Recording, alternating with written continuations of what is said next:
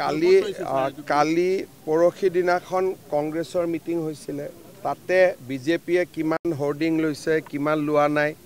এই টুলুঙা কথাবিলাক আলোচনা হৈছিলে যোৱাকালি 2 ঘণ্টা ধৰি জুম মিটিঙত তেওঁলোকে আকৌ কোনে লিক কৰিলে তাৰ কথা আলোচনা কৰিলে আৰু লিক কৰা মানুহবিলাকক লৈ জুম মিটিং পাতিলে গতিকে জুমতো কি হৈছিল এইখিনিও আমি গম পাওঁ গতিকে কালি অলপ দুই এজনে টুইট কৰিছে গতিকে কংগ্ৰেছ দলৰ ভিতৰৰ মানুহে বিচাৰে যে কংগ্ৰেছ আহিব নালাগে শাসনত কাৰণ অসমত ইমান কাম হৈ আছে আপোনালোকে চাওক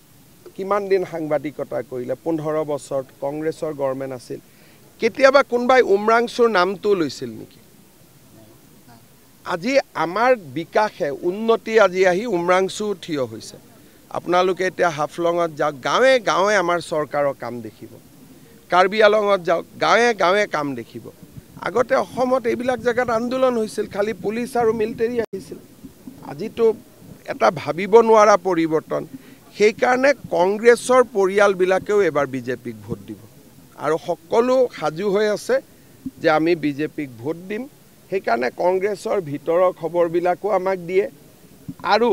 কংগ্ৰেছে য'ত য'ত বেয়া কাম কৰে তেওঁলোকে আমাক দেখুৱাই দিয়ে